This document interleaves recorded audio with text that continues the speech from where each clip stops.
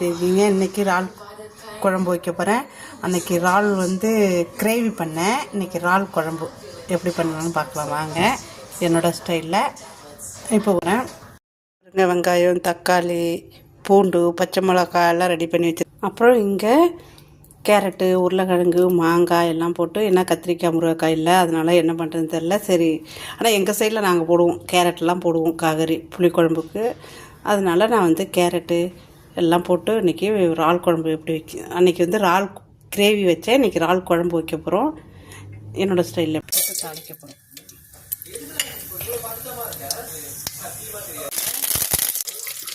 வெங்காயம் போடுறோம்.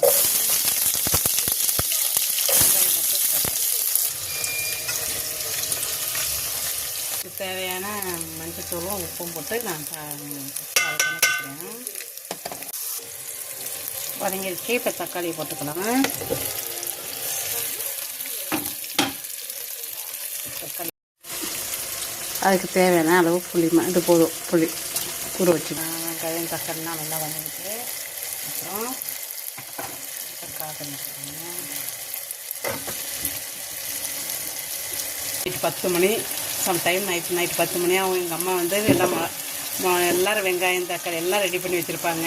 குழம்பு சம்டைம் கொதிக்க கூட வச்சுருவாங்க. சாதம் வச்சுட்டு குழம்பு கொதிக்க வச்சுருப்பாங்க. நாள் அப்படியே சுரோட இருக்கும். நாள் முன்னிக்கிட்டு நைட்டு 10 மணி 11 மணி ஆகும். நாங்களாம் தூங்கிடுவோம் பார்த்துட்டு பசிக்குது அப்படின்ட்டு. எங்கள் அம்மா வந்தோடனே உசுரோட ஆளை பறைச்சி அதை க்ளீன் பண்ணி அதை சமைச்சு கொடுப்பாங்க. சமைச்சு கொடுத்தா நாங்கள் தூக்கத்துலேயே வழிவோம். இந்த ஆளை எப்படி சாப்பிட்றதுன்னு கூட தெரியாது. அந்தளவுக்கு வழியும் தூக்கத்தில். நானும் எங்கள் அண்ணன் நினச்சேன். அப்போ எங்கள் அம்மா எங்கள் அப்பா ஆளை வச்சு தான் உரிச்சுது அப்படின்னு உரிச்சு கொடுப்பாங்க. அந்த தூக்கத்துலேயே 2 ரூபா சாப்பிட்டு படுத்துருவோம். மறுநாள் காலையில் தான் அது எப்போ என்ன சாப்பிட்டோம் அப்படிங்கிறது மறுநாள் காலையில் சாப்பிடும் போது தெரியும். இறால் குழம்பு சாப்பிட்டுக்கோம் நைட்டு அப்படின்னு. அப்படிலாம் சாப்பிட்ட வாங்கி இப்போ எப்போ கொண்டு வந்த இறால்னு தெரியல. அதை ஃப்ரிட்ஜரில் வச்சுருந்து நாங்கள் வாங்கிட்டு இன்னும் ஒரு 2 வாரம் ஃப்ரிட்ஜில் வச்சு அதை மறுபடியும் நாங்கள் சமைச்சி சாப்பிட்றோம். பாருங்கள் எப்படி காலம் மாறி போகுது. ஊரில் உடல் அப்படியே ஃப்ரெஷ்ஷாக பறந்து பிடிச்சி ஆற்றில் பிடிச்சி உயிரோட இறாலை கொண்டு சாப்பிடுவோம். இந்த காலமும் போச்சு.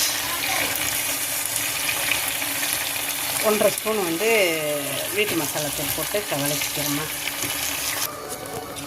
இப்போ புளியை கரைச்சி வச்சுக்கிற புளியே ஊற்றிடலாம். புளியை கரைச்சி ஊற்றியாச்சு. அவ்வளோதாம்மா, குழம்பு ரெடி ஆகிடுச்சு.